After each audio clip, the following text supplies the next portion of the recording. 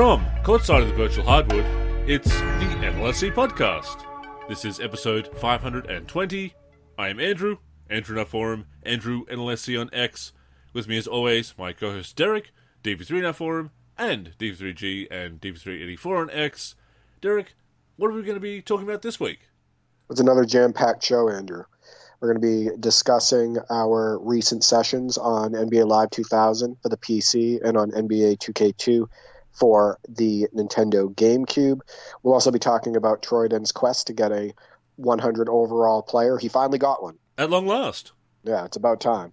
We're also going to be discussing a class action lawsuit against Amazon, which involves digital releases. And we're going to tie that back into basketball, video games, server shutdowns, etc. And we'll also be discussing how the new TOS that went into effect for NBA 2K24 on February 28th of this year has locked people out of MyNBA era's content. So we have a lot to go over, and that doesn't even include the mailbag, Andrew, which I asked the community, what do you believe for NBA Live and NBA 2K was the strongest generation for their games? So, whether it be the PS3 gen, PS4 gen, PS5 gen, PS2, then, with Live, it goes back to Sega Genesis and Super NES and PS1.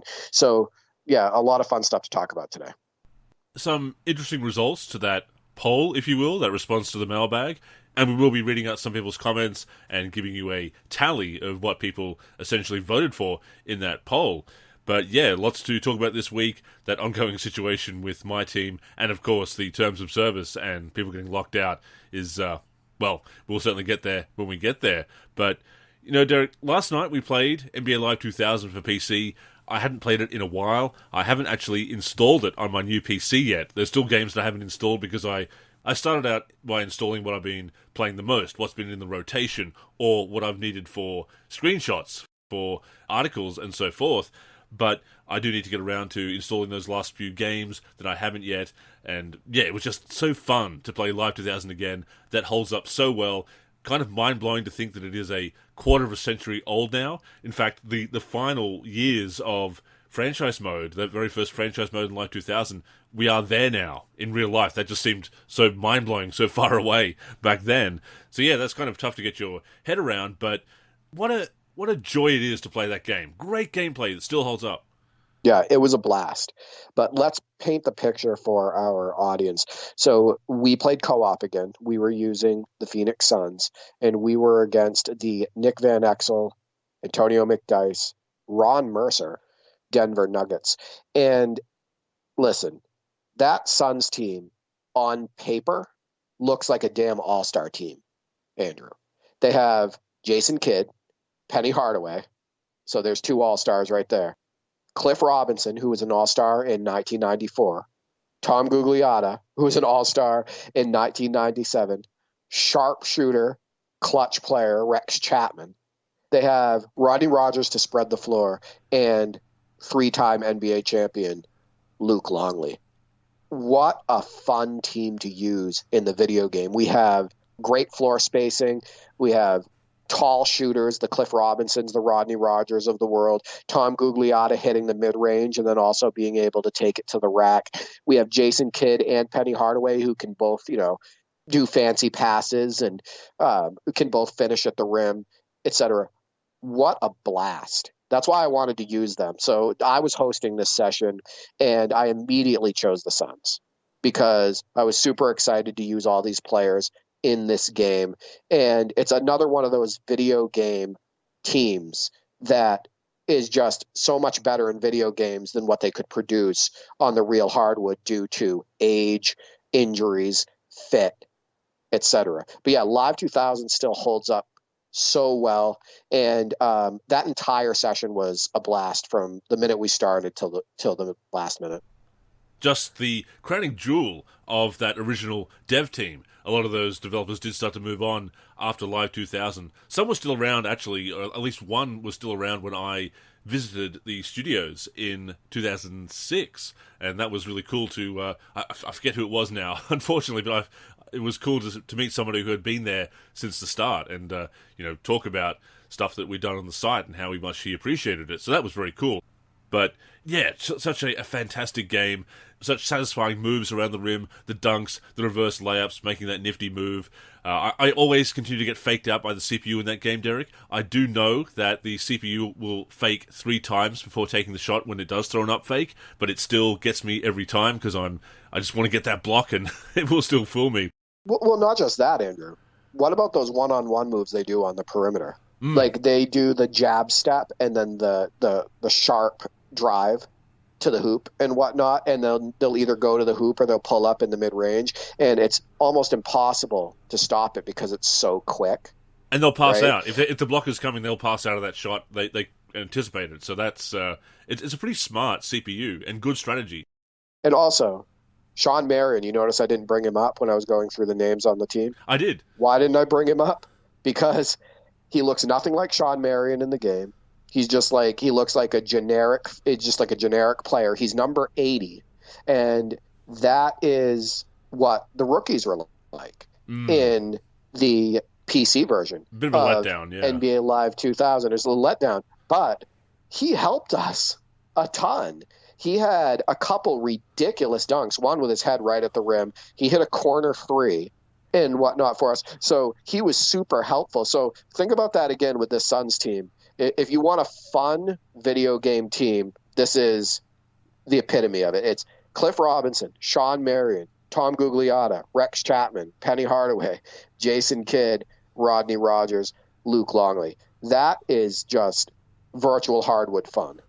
I said it to you in our chat. I said he Larry Nanced that one when he went up and did that cradle dunk and just absolutely ruthless there. And I remember actually suggesting the 2000 Suns as a team as a classic team for NBA 2K because they actually went 53-29. They defeated the Spurs in the first round 3-1 that year. Of course, Tim Duncan missed the playoffs with injury, so the Spurs missed out on their opportunity to repeat in a full season, and then took a game from the eventual champion Lakers in the second round. So when they were healthy, those Suns, they were pretty good. And, of course, Kevin Johnson actually made a brief comeback with them towards the end of the season as well. So that is a very interesting Suns team indeed.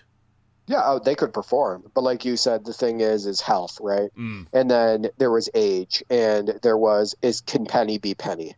And whatnot. But they had so many good pieces. But yeah, we're going to have to continue to play NBA Live 2000 just so our audience knows that gameplay video of the session we're discussing is up on the NLSC YouTube. I actually recorded those highlights off of my PC using OBS, and it worked really well. And that is a free recorder. So that's a free PC game recorder application that you can install on your computer, and it works really well if you tweak the settings properly.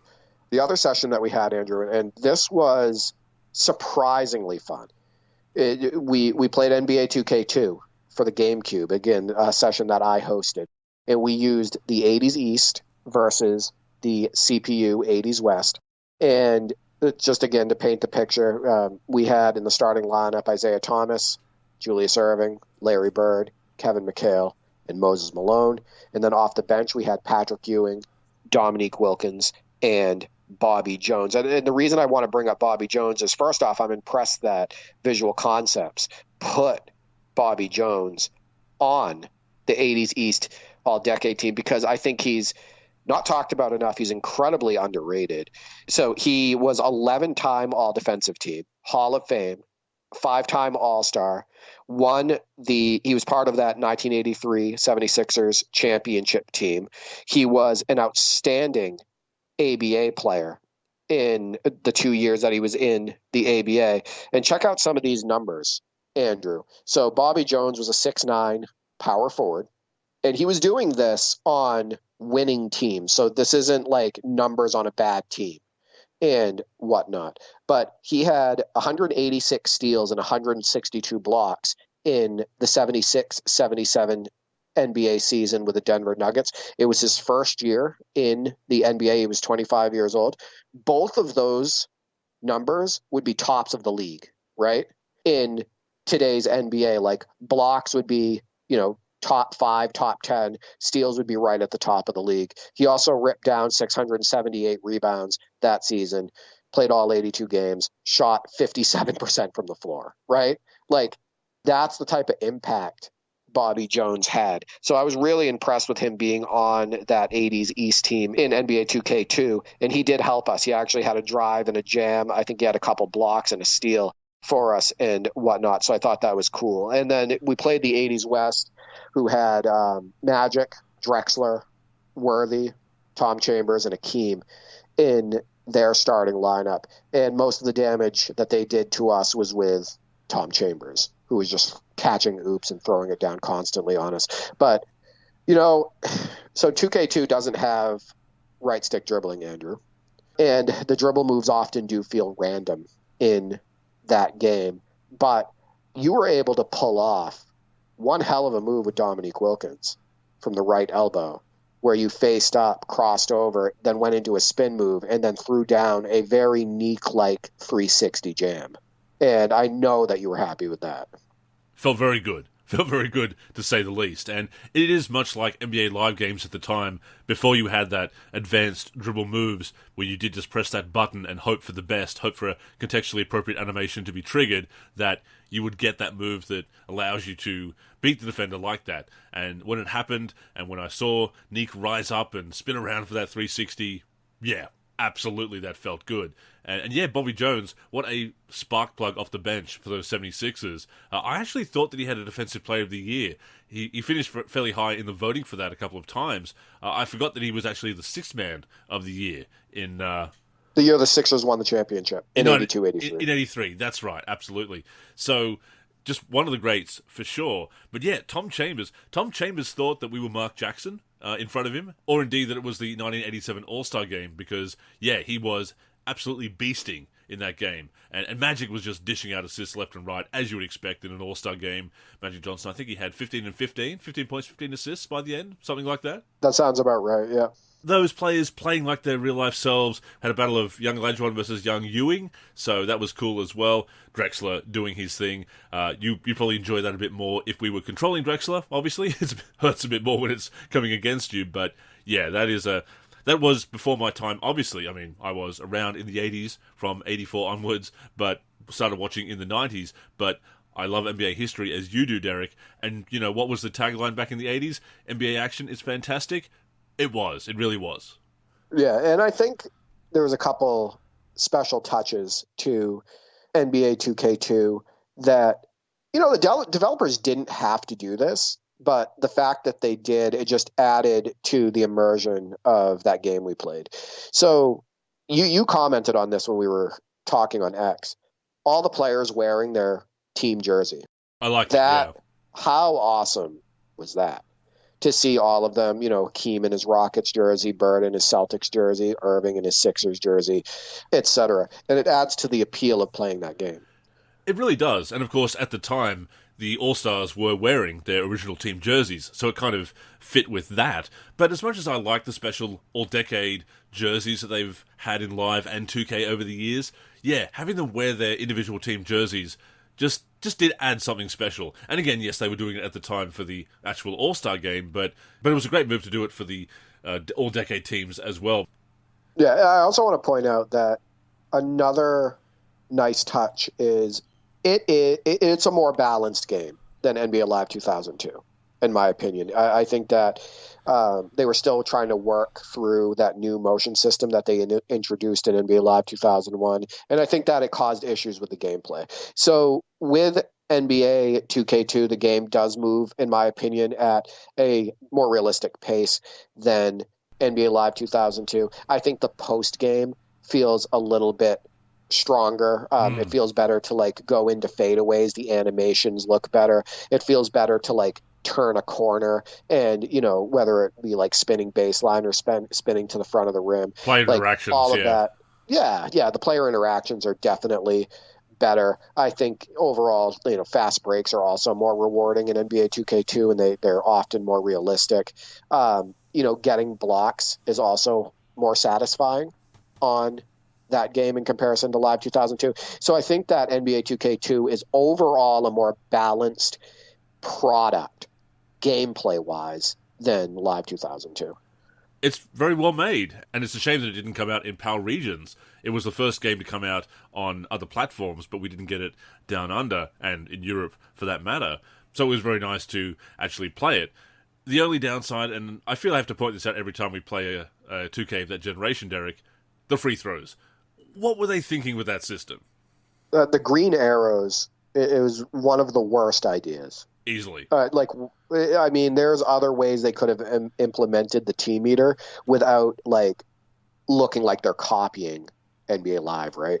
There's other ways even if they had just done something even back then where you held down the shoot button, right? Of course, yeah. Or something like that to release it, like in the modern games. There's no reason why that couldn't have been done in NBA 2K2, NBA 2K1, the original 2K, etc. So yeah, the free throw system absolutely stinks.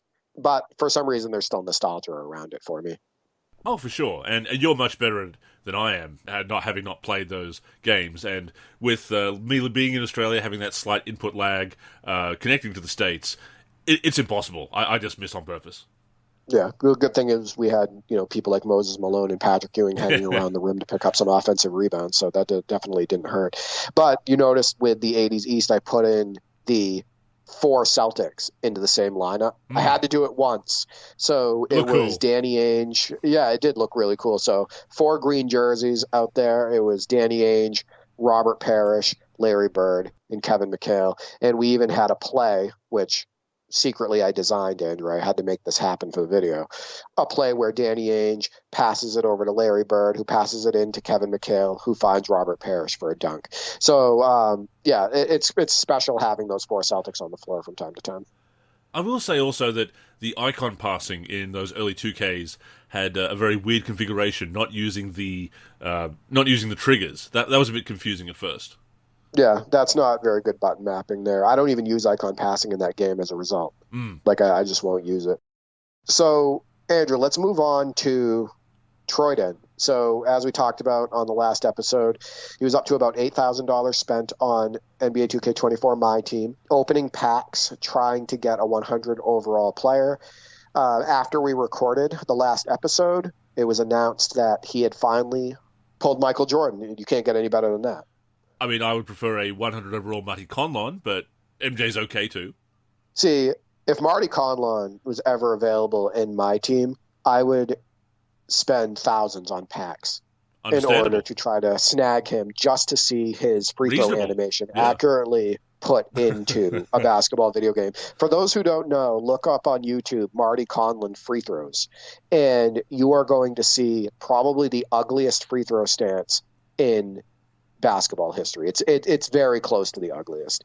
It took him another 500 packs to get this Michael Jordan. So he spent roughly around $10,000 in order to pull a 100 overall player in NBA 2K24, my team. Just disgusting stuff. And once again, this does serve as a PSA, or it certainly should, that how is the average person going to do this? Because they're not making their way into the auction house, because that doesn't exist anymore. Even as recently as last year, you might be able to get a Galaxy Opal. You might be able to get a top card at a reasonable price at some point. Or you've been grinding all year with your MT and you're able to get it through the auction house. Now you have to go through the player market, if anything. Well, these aren't in the player market for a start, but they're either in packs or other great cards are part of the player market, and many of them, as we said last week, you have to get the whole collection, collect the whole set, Derek. Got to catch them all to get the top-rated cards. They are the prize for the full collection and locking in that collection. The fact that Troydan has had to spend all this money to get one card, not several great cards, just one card, all these packs, all this money, just treat it as a PSA, people.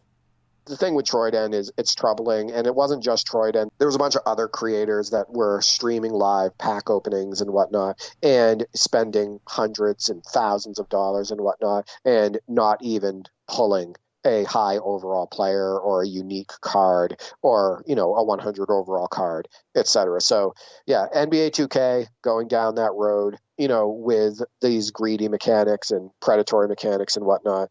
Yeah, unfortunately, I don't see a stop to it. I think they're going to want to have that money continue to hit their bottom line. And then guess what happens next year, Andrew? The suits are going to say, how do we make more? We can't lose to last year's sales, right? How are we going to still make profit Constant and growth, increase our numbers year over year? So don't think this is stopping anytime soon. These greedy mechanics are only going to get worse. And as I said last week, the backlash might provoke them to pivot in some way to appease the backlash, but they'll just pivot to the next idea to get the year-over-year increase. Absolutely. Exactly. So, Andrew, there was a concerning case that was brought up from @RobertFreund on X, and it was related to Amazon, who faces a false advertising class action lawsuit related to digital movies on their platform.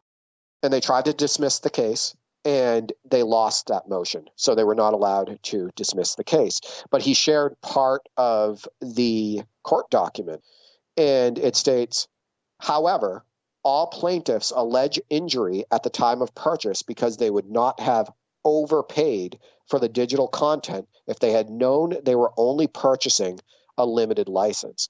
So basically what's happening here is that if you buy, quote unquote, a digital movie on Amazon, but Amazon removes the movie from its library when Amazon's license expires, did you really buy it? So what they were doing is people were buying a movie, a digital movie on Amazon, and then the movie was being removed from people's Amazon account. So they paid for that product, Andrew. Yeah. Right? But then it got removed because Amazon's license for that particular movie expired. So now that money is gone and your movie is gone. And there's definitely a way that we can tie this back into what's happening in the video game space as well, and server shutdowns for NBA 2K, because when the server is shut down with NBA 2K, you lose modes, right? You lose content that you paid for. Digital based currency, on absolutely. the company's advertising, right? Exactly. So it's very interesting. The digital release thing is so troubling. Like, you've seen the articles recently where Best Buy removed all of their physical media from their stores because there's supposedly not the high demand for it anymore.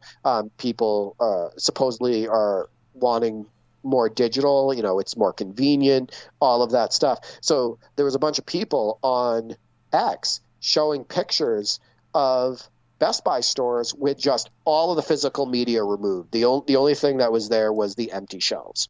So what do you make of all this? I mean, the way that we have, as a society, abandoned physical media, I find very disturbing. And for probably about 10 years now, you've seen more people say, oh, why are you getting that on DVD? Why are you getting that on CD? Just stream it. And it's always portrayed as people who are out of touch or they don't know how to use technology. But it's not about that. It's about having ownership of whatever that media is. And that's why I always say digital for convenience, physical for posterity.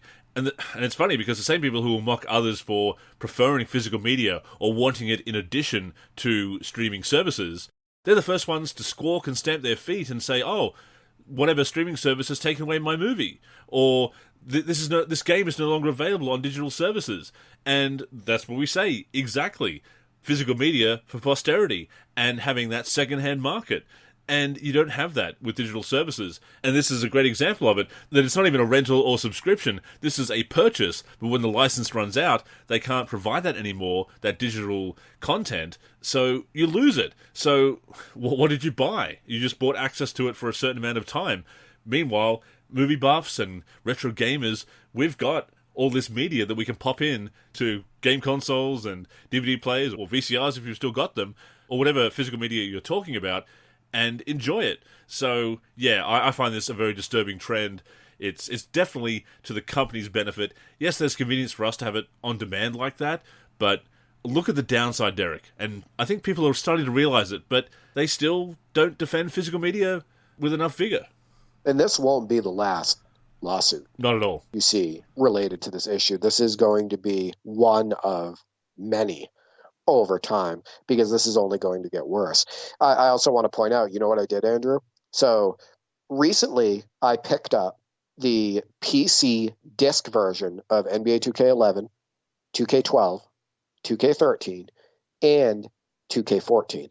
Why? Because I didn't have the discs before.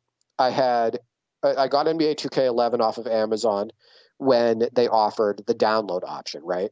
So it was just like they sent you like a download key and whatnot. You plug that in, and then you had it on Steam.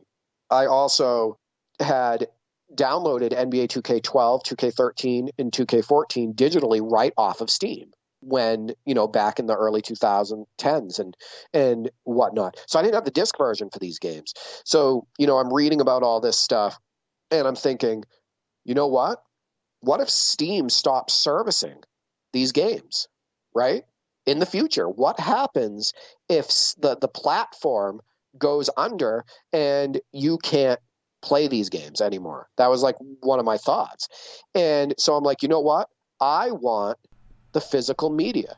So I always have it, right? Because when you download NBA 2K14 using the disc, it doesn't need to run off Steam, right? You can just hit the EXE and hit the ground running and whatnot. So, like, I don't want to have to be dependent on a platform to play my games that could possibly go away. And maybe I don't know any better. Maybe there is a way to run NBA 2K14, 13, and 12, without Steam. But for me, those launch directly off of Steam. That's where I downloaded them.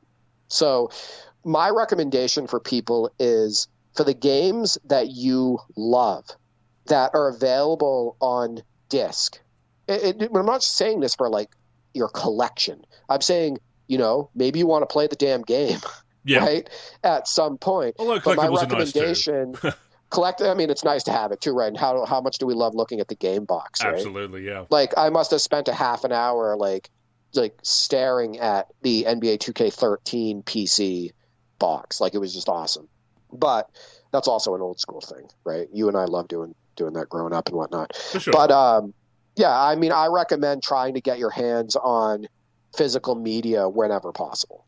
I do think that Steam has some kind of contingency in place that'll at least push through an update that allows certain games to be played, but then let's say they did go away next week. How do you re-download the games? Absolutely, you would need to have them downloaded and updated and backed up on physical media, or, well, certainly an external hard drive or whatever. So, I mean, I guess that's no immediate concern, but, it still is there in the back of your mind. What if you can't get access to these games? And, of course, some games you can't buy digitally anymore. Maybe you can track down a Steam key for 2K15 onwards through third-party resellers. Always a risk there as well. But this is the thing. You do have these copies of physical media in circulation. You do have that second-hand market. You do have that flexibility of not being tied to a platform, as you said. So it is absolutely worth getting those games. I will say that 2K10 PC is strangely hard to track down. Doesn't seem to be so many copies of that in circulation. And of course, since Kobe's tragic death, people have been trying to gouge, which again, I've said it before, I've seen copies go for $10,000, a sealed copy of NBA 2K10 go for, or at least be listed for $10,000, sealed and graded and everything, obviously in the wake of Kobe's passing, as I said, and I just find that really gross. That they're trying to sell a common game like that at such a high price, and then throw in the ghoulish trying to cash in on a death as well. Yeah, I just hate that. Well, I'm very fortunate because I had already picked up NBA 2K10, the disc version, a while back before Kobe's passing.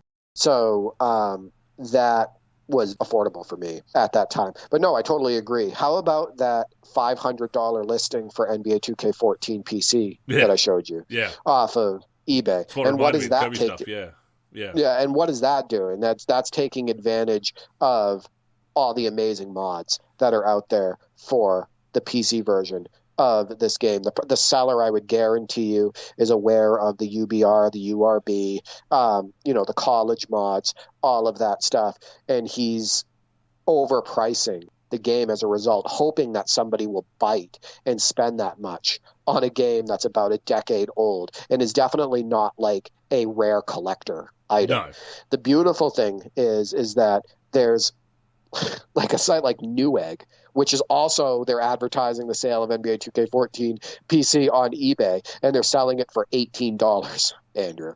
So hopefully nobody bites on that post without doing further research, because Newegg is selling NBA 2K14 PC, the disc version, for $18, and that's a note to our listeners too. If you want to pick up that game, if you want to have the CD version and whatnot, it's very affordable, and you definitely don't have to pay $500. Yeah, and it obviously happens with video game collecting and retro gaming. Obviously, Tin Pan Alley in our Discord, and is also a member of the NLSC forum, mentioned a similar situation with one of the old baseball games. I think it was MVP 2005, he said, that someone was trying to sell that for a ridiculous price, and he actually contacted the seller and said, you realize that anyone who wants this game has already got it, or that they know that it's not a rare collectible, and the person didn't care, well, I'm just going to try and make this money because it's a rare collectible, allegedly, and it didn't sell. And I hope it doesn't sell. For the people that are trying to gouge retro gamers and collectors for games that aren't rare collectibles, I mean, if you've got a copy of NBA Elite 11, Derek, and you want to put it up there for $20,000 US, that's a pretty rare game that a collector with enough money is probably going to buy for that price. But a game that was widely released and still there in circulation, forget about it. Don't let yourself get screwed over. Like, do your research. Exactly. Always look for other listings. If you're on eBay, Bargain if you're on Amazon, even, if it doesn't matter what site you're looking at, look at all listings. Because there's on most platforms, even on Amazon, like, there's certain companies, there's certain individuals, etc., that are determined to screw you over in order to make a profit. Before we go on, a reminder that the NLSC podcast comes out every week on the NLSC, MA-Live.com, as well as our YouTube channel. We're also on Spotify, Apple Podcasts, and other podcast apps. If you're listening on any of those apps, we'd greatly appreciate a review. To keep up with the show and everything we're doing with basketball gaming in general, connect with us on social media. On Twitter and Facebook, we are the NLSC. We also have an Instagram, NLSC Basketball, and on YouTube, we're youtube.com/NBA Live Series Center. Once again, visit us at NBA-Live.com, where in addition to the podcast, you'll also find all of our original content, as well as our forum and modding community.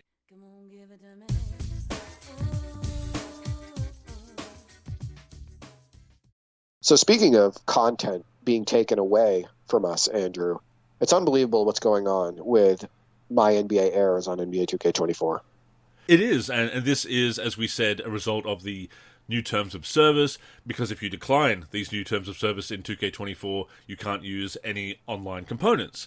And you might say, well, okay, you can still play now offline, you can still use My NBA Eras, because that is an offline mode, a single-player mode. You can play multiplayer, local multiplayer with that mode, and there is My NBA Online. But to that point, there are online components to My NBA Eras. You do have My NBA Eras Online. You do have the image uploads for rebranding in that mode. You also have VC being earned in that mode. You don't spend it in that mode, but you do earn it in that mode. So these online components, technically online parts of My NBA Eras, if you decline those terms of service, you can't use that mode. I wasn't aware of this. I was alerted to it by somebody in our community. And look, I see the logic because it is online and the terms of service are about online content, but it's still rotten. It's still rotten, Derek. I'll say again, how is what they're doing legal? I still can't wrap my mind around that. Content that was advertised to consumers throughout the summer up until the release. Content like My NBA Eras, the online scene content in general, stuff in MyTEAM, all of that stuff. Stuff that people purchased without this TOS in place, right? How are they able to rip this content from consumers months later in February of 2024? It is slimy. It is so slimy, and I want somebody to take them to court for this. I keep hoping that I see a lawsuit out there and somebody going after them for this, because I just don't see how it's legal. Well, I guess they found some kind of loophole, and that loophole has allowed them to put this in the terms of service. To that point, not taking them to court is part of this new terms of service, but how they can get somebody to agree to it in a product they've already purchased. I mean, I guess they would say, well, you already purchased it before you agree to the old terms of service, and as we noted last week, NBA Infinite, the mobile game, has very similar language in its terms of service. So is it becoming an industry standard? Is this just, how it's going to be for us as gamers? Andrew, I still wonder if there's somebody from the NBA 2K team that's involved in that game. It's eerily similar to 2K's just sort of very quietly. We may never know. Yeah, we may never know. But in the back of my mind, I wonder if somebody from Visual Concepts, somebody from the 2K team, has something to do with that NBA Infinite game. That would be quite a reveal, if so. Yeah, but it just goes to show that gamers are not getting the value for money. We're not getting the fair treatment that we used to. There's big money in gaming, obviously, with recurrent revenue, and like you said, suits are going to be looking at how they can increase those profits year over year and do whatever they can. Yes, we're going to pivot here and there to make it look like we care, but we obviously don't. We only care for what's for the money in your pockets, in your bank account, on your credit card. Absolutely. So yeah, it's not going to get any better. So before we get into the mailbag, Andrew, I wanted to bring up something that I thought was actually kind of cool. So I recently released Year 3, Week 44 of the NLSC Top 10 Plays of the Week. And NBA 2K24, it wasn't in the countdown, Andrew. Nobody submitted a highlight for NBA 2K24. I noticed, yeah. Yeah, the featured titles were NBA 2K23, which people seem to prefer over the newest title, NBA Live 19, NBA 2K19, NBA 2K16, NBA 2K15, NBA 2K9, ESPN NBA Basketball, NBA Live 2004 from the Live 01 Legends, and NBA 2K2. I love the fact that so many of our listeners get it, right? They're not dropping the retro games. They're not dropping the past games that they enjoyed spending time with back in the day and still enjoy playing now. They're not turning on NBA 2K24 and being miserable, grinding their life away like you used to, not trying to, take a shot at you. Oh, but you did. That's what happened. Yeah, absolutely. You had a few years where you were in this rut. In my career, feeling like you had to play the newest game, you were grinding, all of that stuff. And I think that gamers can lose fun and just overall kind of lose their way by doing that, feeling like it's necessary. So love the fact that people are revisiting some of the older 2Ks, whether it be 2K19, the mid 2000s 2Ks, the 2000 to 2010 2Ks. We've seen a lot more people revisiting the early 2000s NBA Lives, etc. So keep doing what you're doing. All that matters is that you're having fun. That's the most important thing. And quite simply, you're not going to be having that fun if you are stuck in a rut, playing just to play, grinding up a player. That was fun for a couple of years, but then it gets very repetitive. It's obviously, to go back to what we said, they're trying to make that money, so it's being made to push you towards that, or at least push you towards engagement numbers, so that looks good, and that they can say to advertisers, look how much time people are spending in the game. If you advertise in our game, they're going to see your advertising for X amount of hours. So it's all very depressing in that respect. But yeah, people obviously having a blast with a ton of games, 9 different games this past week. That was really cool to see. Yeah, interesting that 2K24 wasn't in there this week, the first time in a while. And such variety in the highlights, which I'm really enjoying. Obviously, I'm never going to turn my nose up at a dunk, Derek, an awesome dunk in real life or in video games. But we saw some great moves, slick passes, and so many buzzer beaters. I loved the buzzer beaters, and also a very casual 60-foot shot from Kyle Korver. Yeah, I'm more impressed with the Live 01 Legends half-court heave with Malik Rose. Of all players. Of all players, to end the quarter, and Nate yelling top 10 after the highlight. Obviously, you know how much I love that. But it's funny, at Epic Artworks, who submitted that 2K15 last gen highlight of Corver hitting that three off of like a casual step back off one foot, he told me that that's a glitch that you can take advantage of all the time in that game. Apparently, it was a very common and well-known glitch for the last-gen version of NBA 2K15. It's not something that I knew about until he presented it to me, but I had to put some audio to that highlight, but I had to put it in there, right? If anything, it helps you remember the glitch. For sure. And from memory, it's a signature skill glitch with possibly the acrobat skill. I know it was in 2K13, but yeah, there was a couple of signature skill glitches like that where you could abuse a move that you're supposed to do not on the perimeter, and just make 3 after 3. Exactly. So I appreciated that he submitted that. The number one play of the week was from NBA 2K23. Careless XCI is doing a 0203 My NBA on NBA 2K23, and he's playing every game of a shortened season, short minute quarters, etc. So I think that's a really cool concept. But he drives to the left elbow and takes a running floater with Tony Parker against the Lakers, and it's a game winner, and it goes in. And I thought that highlight was especially cool because it was Lakers versus Spurs in the early 2000s. And through, 2000 all the way up to 2010, with the exception of a couple years, Lakers Spurs was definitely must-see TV, right?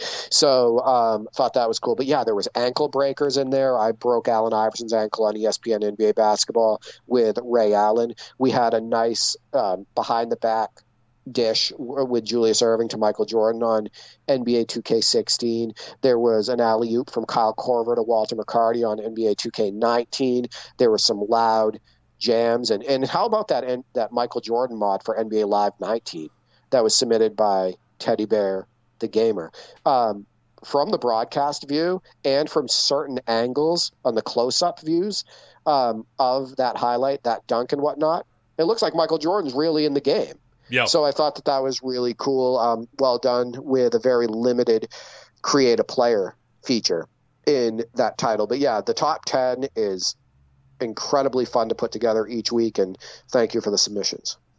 Always fun to see. Love seeing the community get so involved with it, so enthusiastic about it, and supporting you for doing this fantastic job with it each and every week. And last week's Monday Tip-Off was all about don't let imperfections stifle fun. And look, if you do look very closely at the face of that creator Michael Jordan, no, it's not MJ. Live 19 and 18 didn't have great facial customization when they brought creative player back in those games. But like you said, from the broadcast view, from certain angles, it's definitely MJ-like, and it will pass for MJ, and it's about the fun that he's having, the Teddy Bear the Gamer is having on the virtual hardwood with that created MJ, putting him into the game. Yes, it's great when we have a detailed mod on PC or a detailed created player on the consoles that does really look like who it's supposed to be, but you get close enough, you create something fun, and that's what matters. Don't let imperfections stifle fun. To quote once again quote the title of that article. That is my advice to the community. And also shout out to Carolus for the tutorial he just posted about animation editing for NBA Live and substituting animation files between games, changing around assignments and different contextual animations, bringing in animation files from the March Madness series or the PS2 era of March Madness. Great tutorial there. And he joked it's 20 years too late. And as I said, there's interest in modding those favorites these days, a growing interest, maybe a niche interest, but it's still there. So any information we can get about editing that generation of NBA Lives, we can produce some cool stuff. So please keep it coming. Hey, listen, NBA Fast Break 98, I used guard number 98 all the time, and I had a blast with him. And he wasn't even the right number as Michael Jordan, right? He didn't have the name that I could put in there for Michael Jordan in that game, for PlayStation 1. So I understand how Teddy Bear the Gamer can have fun with that NBA Live 19 creation. And yeah, I mean, you never know, Andrew, modding for those NBA Lives, those older NBA Lives, could pick up again. A renaissance, You never know. I mean, it's happened with past games where suddenly there was like a renewed interest. In fact, if you think about it, NBA 2K11, recently had renewed interest, and Peaceman Not jumped on board and started to do like a remastered version of NBA 2K11. There's people out there that have been creating like 23, 24 rosters for that game. So there's definitely been a renewed interest in that game. So you never know. Well, as we're going to get into momentarily, people do appreciate those older generations of games and the ones that hold up. If you can update them for the current day or add classic teams or things like that, people are going to check them out. People are going to fire them up. I mean, we will, Derek. Oh, no, absolutely. And we do all the time. So let's get to the mailbag. To the mailman. He's pump fake. What an unbelievable dunk. So I asked the community, which do you believe is the strongest generation for NBA 2K and NBA Live titles? And before we throw it over to the community, let's give our answers, and I'll start off. So from a quality gameplay perspective, Andrew, I am probably going to go with PS3, Xbox 360 titles like NBA 2K14 PC, NBA 2K13, NBA 2K12, 2K11, because I just think that the games are overall more balanced. I think they really figured it out on that gen. But for PS4, Xbox One, they win from a overall quality standpoint, in my opinion, combining depth and gameplay, because on the games like NBA 2K16 and NBA 2K17, you have the court creator, the jersey creator in My League. You have the overall My League depth. You have just more depth in general combined with solid gameplay. No, I definitely see where you're coming from there. And my pick is probably going to go to the PS4 X1 generation because of the amount of time I've spent with it. 2K14 alone, the PS4 may carry that generation for me, but obviously 2K17 as well. And I've really come to appreciate 15 and 16 more than I did at the time. It's hard though because, as you say, there is that quality in the certainly the later 360 PS3 era games that really nailed it down. They just left Live in the dust, obviously, as Live just faltered and then tried to rebrand with Elite 11. My pick is PS4 X1 because it has a full generation of right-stick dribbling. The lack of right-stick dribbling and other right-stick controls in those earlier 2K games, I can get into them, but I don't enjoy them as much. I do feel that is a weakness in those games. So that is another advantage for me for PS4 X1. So that is my pick, as you've put it, with those poll questions. But as a secondary choice, as kind of a thought experiment, food for thought, I will say that my favorite era cross generations would be late PS3 360 to early PS4 X1. No, that's a good way to think about it, too. I think that what makes the PS3, Xbox 360 versions of NBA 2K so special is it was before the greed started to set in. It was while they were still in their come-up, right? Yes. They were trying to prove a point every year that this is the basketball video game that you should have in your household. Like, this should be your number one choice. Yeah. Right. So they were coming out every single year trying to raise the bar. And it showed in the quality of their games and how that quality increased on a year-by-year basis. So I think that's another reason. I think that the games are extra special because you can see all the love that they were putting into those PS3 360 titles. Now for NBA Live, Andrew, this one was really tough because I don't think that it was a strong start on PS2, right? Like NBA Live 2001, sorry, Live 01 Legends. I think that first release with that new motion system was incredibly rough. And they only stuck around with that for 2 releases. And then, with NBA Live 2003, people obviously, I know you weren't super fond of it, but they went in a new direction with a new motion system, which picked up the pace, added more animations, all of that stuff. And then they revamped that with the 10-man mocap, right? With adding those 2-man animations and all of that stuff. And then that stuck around all the way up to the last game in the PS2 cycle, which was NBA Live 09. So the thing that makes it tough is games like NBA Live 98, Live 99, and Live 2000, possibly the best game in their series, are just loved, right? They're just amazing basketball video games. We played Live 2000 recently, like we talked about earlier, and we still love it. But at the same time, how many times have we revisited NBA Live 2004 and NBA Live 06 and just been in love all over again, right? So for me, I'm going to say this.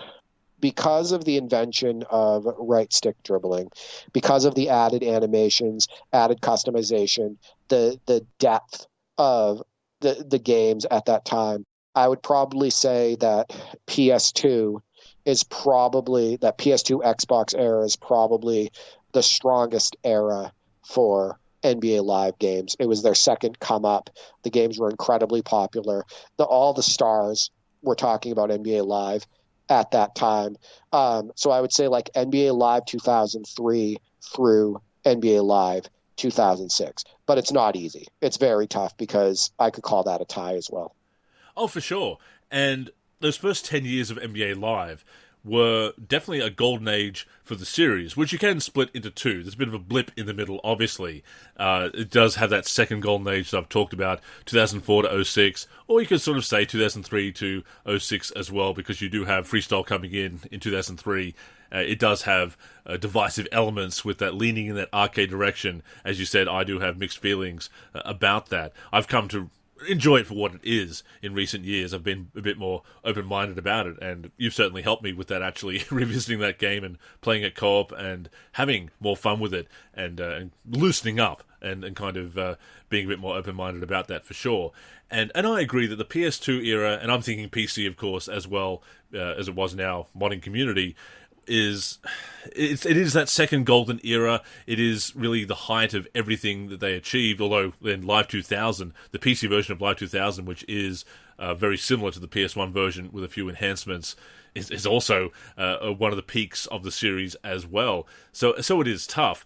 Once again, I will say for my answering the question properly, I will also say PS2 for the reasons that you said. And of course, on PC, we had the golden age of modding with all the art updates, the NBA Live Street mod for NBA Live 2003, my 96 rosters for 2004, so many big projects, and the NLSC current roster updates that I was working on at the time. That was such a memorable time for me, obviously. But you look at that first 10 years of NBA Live as the brand leader. You know, other games were doing some great things as well, but Live was really as you say, the game that people were talking about. You'd hear the young players who were being brought in to be some of the faces of the brand would talk about growing up with NBA Live. Now, of course, it's NBA 2K and has been for years. So I will say, for a definitive answer, the PS2 era, but just as I said, how the late 360 PS3 era through to the early PS4 X1 era for 2K is kind of the era that I think was the peak of the series. Starting out with that 16-bit era, the Super Nintendo and Genesis, through to 06, basically the mid-2000s, especially the PC releases of NBA Live is kind of your golden age. But I will pick PS2, Xbox, GameCube, and the PC port, obviously, as the peak for me. Well, Andrew, let's see what the community has to say. We received plenty of responses. We're not going to be able to read each individual one because I believe we received over 20 on the NBA 2K question, maybe a dozen related to the NBA Live portion. But if you want to see all of those responses from our dedicated listeners and people who wanted to voice their opinion, you can go to my handle on X, formerly known as Twitter, at D for3G, and you can find those community questions. And that post was shared by the main at the NLSC X channel. So let's look at these poll results. And for NBA 2K, Derek, we actually had 2 votes for the Dreamcast, PS2, Xbox, GameCube era, so the earliest era of 2K. The winner of the poll, PS3 360, the era that you said, with 10, a couple for PS4, Xbox One, and actually one on Facebook for Xbox Series X, PS5, said that the current generation is the best. That is a rare opinion these days. Yeah, and you know what? They did add some stuff. right, for the newest NBA 2Ks on the, Series X and PS5. Maybe those eras, people, yeah. yeah, exactly. Maybe, and I mean, they would have to accept the TOS to use it now. But Yeah. my NBA eras, they've added more classic players over the years, some more customization options and everything. So no, I totally get that. And as long as they're having fun, that's what matters. In relation to the Dreamcast era of NBA 2Ks, how much fun did we just have on NBA 2K2? Right? And that game came out for the Sega Dreamcast. And, when I first played the original NBA 2K, it's one of the biggest eye-openers that I've ever had in my basketball video game playing history, because I was just absolutely floored how much it looked like Charles Barkley. And if you remember correctly, Barkley was on the back of the box as well, posting up. So they were, highlighting that. But just the overall graphic direction in that game, how fast paced it was, how fun it was, all of that stuff. It was just giving me a completely new experience from what I had been used to, which was a good experience with the NBA Live series. So yeah, you can't knock the Dreamcast 2Ks. So a couple of comments to accompany those votes. Dawn says the 360 era is the one I have the most nostalgia for and still go back to after all this time. With or without mods, it's a fun time in my opinion. Sticky Fingers says no bad game on that generation. Bucky T says Xbox 360. However, Dreamcast gets an honorable mention because the original NBA 2K is one of the best basketball games ever made.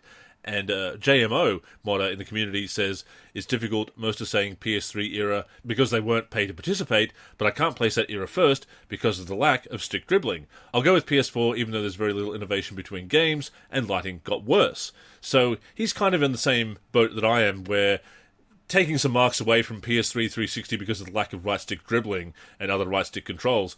But yeah, I see where he's coming from. But definitely a lot of love for 360 PS3.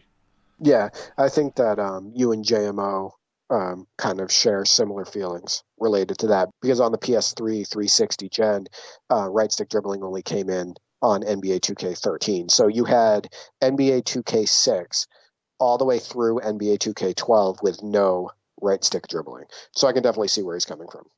And on the NBA Live side of things, the Live King, Stephen of course, says PS2 era to me was the most consistent. When technology got better, I feel the franchise struggled. UTD 16-bit says this is a tough one. I'm tempted to say the Super Nintendo Genesis era because it was near the top of the crowded field. The more recent games were good, but what they were up against. Yeah, I mean, the reason why I chose PS3 360 as the strongest era for NBA 2Ks is because I think they use that technology perfectly. And I think that once the technology improved, they were never able to get it just right with the player interactions on the court, never able to get it just right with the animation transitions and whatnot. I just think that overall, the gameplay was just more balanced on some of the PS3 360 titles than it was on the PS4 gen. And Bucky T kind of sums up each generation here for NBA Live. Says Genesis, Super Nintendo, because Live 95 was my first basketball video game I ever played, holds a place in my heart. PS1 because Live 2000 was so damn good. Xbox and PS2, Live 2004 and 2005 are goated. And Xbox 360, NBA Live 10 was, in his opinion, the best complete NBA Live gameplay-wise. And I would tend to agree with that across the board. Again, I do think that Live 2004 to 06 are that second golden era for NBA Live. Live 2000, I prefer PC to PS1 because of franchise mode. Live 95, my first sim game as well. And Live 10 being the most complete gameplay experience and one of the best on-court experiences in the NBA Live series. I do think 06 for PC is the more all-around game, but Live 10 definitely competes with it gameplay-wise. I agree with that summary across the board. I would love to put the depth in, that was in like NBA Live 2000 or NBA Live 2005, etc., into NBA Live 10. How awesome would that be? There's your best game there, yeah. Yeah, it would make it probably the best NBA Live ever released for a lot of people, to be honest with you. And that's why it's so tough to say strongest, when you're talking about a generation of video games, because there's generations where the depth lacked. Right? But then the gameplay was great. or vice versa, etc. So, it's definitely a tough question on both NBA 2K and NBA Live titles. And there's cross generations that are very easy to revisit. Again, that late PS3 360 era to early PS4 X1, and of course the PC ports as well for 2K. And like I said, kind of that PS1 and the PC ports through to the PS2 era and their PC ports. So kind of like your 97 to 2005 for NBA Live, and maybe your 2008 through to 2015, 2016 for 2K. You can kind of have that cross-generation golden era. Oh, no, absolutely. I think that there could even still be an argument for PS4 gen NBA Lives if people really loved Live 15, Live 16, Live 18 and Live 19. There's still a lot of people who liked those games. And as we talked about before with NBA Live 19, the game was reviewed overall well, and there was a lot of buzz around it. You could make a case, as a gamer, if those are the games that you had the most fun with. So, it's really interesting. And as always, a big thanks to everybody who responded. Very interesting, as always, to see your answers to the questions. And again, not too surprising, Derek, that those generations won. I do think they are the most consistent generations for both series in many respects, and certainly where the nostalgia lies. Yeah, those are basically the responses that I was expecting. But yeah, I'll say again, like I said earlier, play what you love. If you love those generations of NBA Lives and 2Ks and whatnot, play them. Don't feel like you have to be grinding. And look, if you want to play NBA Live 07, we won't hold it against you, but we will question your sanity. Yeah, I will say, if you're going to play NBA Live 07, make it the PS2 version or the PC version. Yeah, bit of a better time. PC, because you can at least play some pretty cool mods. Exactly. With that being said, that has brought us to the end of this week's show. As always, we thank you for tuning in and invite you to join us again next week, either on the NLSC, nb-live.com, our YouTube channel, or your podcast app of choice. In the meantime, please connect with us on social media. That's where you can get in touch with us, and of course, stay up to date with all of our content. So Derek, go ahead and plug the handles. Yeah, you can reach me on X at D43G and at D4384. I'm also on the NLSC, D43, and on YouTube, D43. I am Andrew in the forum, and Andrew NLSC on X. The NLSC is on X and Facebook at the NLSC. We're also NLSC Basketball on Instagram and Threads. On YouTube, we are at NBA Live Series Center. And of course, keep it locked to the NLSC itself, nb-live.com, for everything we do for basketball video games. So, thank you once again for tuning in, and until next time, I'm Andrew. And I'm Derek. Go get buckets, everyone.